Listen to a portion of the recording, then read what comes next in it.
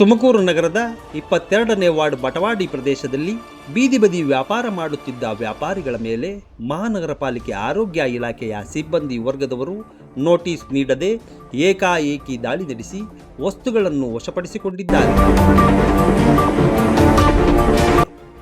ಬೀದಿ ವ್ಯಾಪಾರಿಗಳಿಗೆ ಮುಂಚಿತವಾಗಿ ಎಚ್ಚರಿಕೆ ನೀಡಬೇಕಾದರೂ ಯಾವುದೇ ನೋಟಿಸ್ ನೀಡದೆ ವಸ್ತುಗಳನ್ನು ತೆಗೆದುಕೊಂಡಿರುವುದರಿಂದ ವ್ಯಾಪಾರಿಗಳು ತೀವ್ರ ಅಸಮಾಧಾನ ವ್ಯಕ್ತಪಡಿಸಿದ್ದಾರೆ. ಸಮೃದ್ಧಿ ಬೀದಿ ಬದಿ ವ್ಯಾಪಾರಿಗಳ ಅಧ್ಯಕ್ಷರಾದ ಟಿ.ಕೆ. ಮಂಜುನಾಥ್ ರವರು ಈ ಘಟನೆಯ ವಿರುದ್ಧ ಆಕ್ರೋಶ ವ್ಯಕ್ತಪಡಿಸಿದ್ದಾರೆ.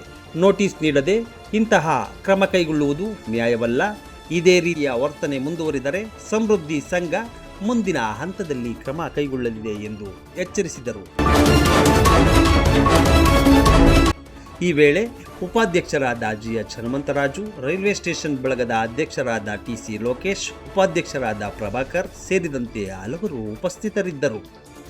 ವ್ಯಾಪಾರಿಗಳು ತಮ್ಮ ಮನಸ್ಥಿತಿ ವ್ಯಕ್ತಪಡಿಸುತ್ತಾ, ನಮ್ಮ ಮನೆಯ ಪರಿಸ್ಥಿತಿ ಸರಿಯಾಗಿದ್ದರೆ ನಾವು ಬೀದಿ ಬದಿ ವ್ಯಾಪಾರಕ್ಕೆ ಬರುತ್ತಿರಲಿಲ್ಲ, ನಮ್ಮ ಜೀವನಕ್ಕಾಗಿ ಹೋರಾಡುತ್ತಿದ್ದೇವೆ ಎಂದು ಬೇಸರ ವ್ಯಕ್ತಪಡಿಸಿದರು.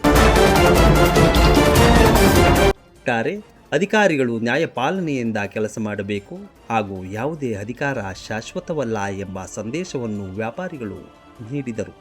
ಜನನಿ ನ್ಯೂಸ್, ಗಂಗಸಂದ್ರ ರಾಜು, ತುಮಕೂರು. ಶಶಿಕುಮಾರ್ ಅಂತ, ನಾವಿಲ್ಲೇ ಬಟವಾಡಿಯಲ್ಲಿ ಬೀದಿ ಬದಿಯಲ್ಲಿ ವ್ಯಾಪಾರ ಮಾಡ್ತಿದ್ವಿ, ತಿಂಡಿ ವ್ಯಾಪಾರ ಮಾಡ್ತಿದ್ವಿ. ಬೆಳಗ್ಗೆ 7 ಗಂಟೆಗೆ ಬಂದು 9:30 10 ಗಂಟೆಗೆ ಕ್ಲೋಸ್ ಮಾಡ್ಕೊಂಡು ಹೋಗ್ತಿದ್ವಿ.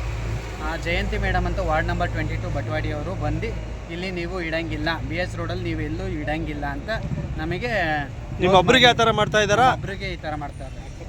ಅಕ್ಕಪಕ್ಕದ ಡೇನಲ್ಮ ಶಾಖೆಯ ಸಿಬ್ಬಂದಿ ವರ್ಗದವರು ಬಂದು ಇಲ್ಲಿ ಏನು ವ್ಯಾಪಾರಸ್ಥರಿಗೆ ಏನು ತೊಂದರೆ ಆಗಿದೆ ಅಂತೇಳಿ ಅಂಜನಪ್ಪ ಸರ್ ಮತ್ತು ರಾಮಾಂಜನಪ್ಪ ಸರ್ ಸ್ಥಳಕ್ಕೆ ಬಂದಿದ್ದಾರೆ.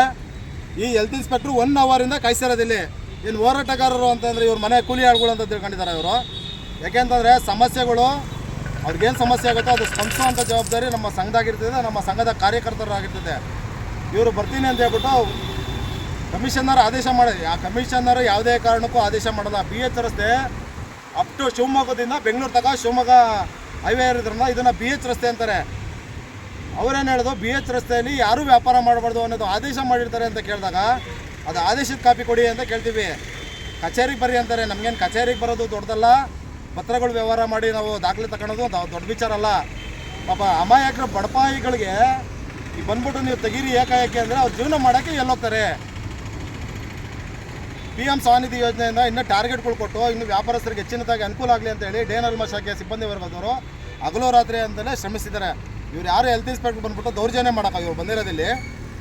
ಮಾನ್ಯ ಆಯುಕ್ತರಲ್ಲಿ ನಾನು ಮನವಿ ಮಾಡ್ಕೊಳೋದೇನೆಂದರೆ, ಯಾವುದೇ ವಾರ್ಡ್ಗಳಲ್ಲಿ ದೆಪ್ಪೆದಾರಗಳಾಗಲಿ ಹೆಲ್ತ್ ಇನ್ಸ್ಪೆಕ್ಟರ್ಗಳಾಗಲಿ ವ್ಯಾಪಾರಸ್ಥರಿಗೆ ಕಾರಣದಿಂದಲೇ ನೋಟಿಸ್ ನೀಡದೆ ಏಕಾಏಕಿ ಇದು ಮಾಡಿದ್ರೆ ನಾವು ಮುಂದಿನ ಕಾನೂನು ಹೋರಾಟಗಳನ್ನು ನಾವು ರೂಪಿಸ್ತೀವಿ ಅಂತೇಳಿ ಈ ಮೂಲಕ ತಮಗೆ ತಿಳಿಯ ಬಯಸ್ತಿದ್ದೀನಿ. ಹಾಗಾಗಿ ನಾವೇನೋ